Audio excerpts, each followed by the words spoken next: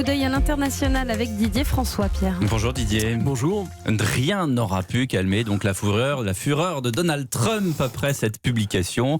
On le sait, dans la presse britannique, des télégrammes rédigés par l'ambassadeur britannique à Washington, et malgré un soutien sans faille de son gouvernement, eh bien, le diplomate a remis hier sa démission. Eh oui, une réaction digne, mais surtout une réaction extrêmement professionnelle, parce que Kim Darroch est un ambassadeur très expérimenté. C'est certainement l'un des plus expérimentés de la diplomatie britannique, et il a parfaitement conscience de ne plus pouvoir tenir son rang à Washington. C'est-à-dire que sa plume n'était vraiment pas tendre pour le président américain, dont l'immense ego a certainement souffert à la lecture de certains morceaux choisis, comme cette note dans laquelle l'ambassadeur estime que jamais cette administration ne deviendra normale, moins dysfonctionnelle, moins prévisible, moins divisée, moins maladroite et inepte diplomatiquement. Ouais. Après une telle charge, effectivement, il était impossible de rétablir une relation de travail confiante avec la Maison-Blanche, et la violence des tweets tirés par Donald Trump pendant 4 jours en rafale continue, et dans lequel l'ambassadeur Darroch a été traité tour à tour d'imbécile prétentieux, de type stupide ou de farfelu,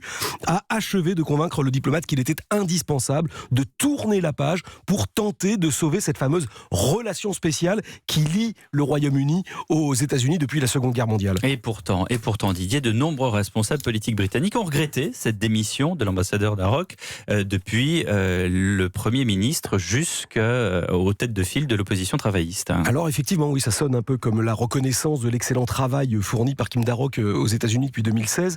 Mais c'est lui qui a raison, en fait. Un ambassadeur doit toujours pouvoir tenir 2 rôles qui sont parfois contradictoires. Il doit d'un côté aux décideurs politiques de son pays de leur dire sans phare la plus grande vérité, mais en même temps il représente et défend les intérêts de son État auprès du pays dans lequel il est détaché. Or, pour cela, il lui faut établir puis entretenir les meilleures relations possibles avec les autorités qui l'accueillent, quitte à savoir faire montre d'une certaine duplicité. Or aujourd'hui, à cause des fuites organisées par la presse britannique, eh bien les masques sont tombés et Kim Darroch ne peut plus remplir sa mission. Le problème, Didier, c'est qu'il va y avoir un successeur, et ce successeur, il va se retrouver face à la même administration Trump. Oui, et la vraie question aujourd'hui, c'est de savoir comment des ambassadeurs peuvent continuer à faire de la diplomatie à l'heure où une bonne partie de nos sociétés pense que tout doit être transparent. Le bon exemple, ce sont les Wikileaks. Plus de 250 000 télégrammes diplomatiques américains ont été publiés en 2010.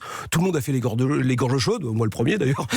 Mais finalement, c'est pas sans une certaine sagesse que la Convention de Vienne prévoit qu'on puisse ne pas ouvrir les valises diplomatiques, ou que les chiffreurs sont détachés dans les ambassades justement pour coder les télégrammes diplomatiques, parce que finalement une bonne diplomatie, ça ne peut exister qu'au prix d'une certaine confidentialité. Merci Didier François pour l'édito international.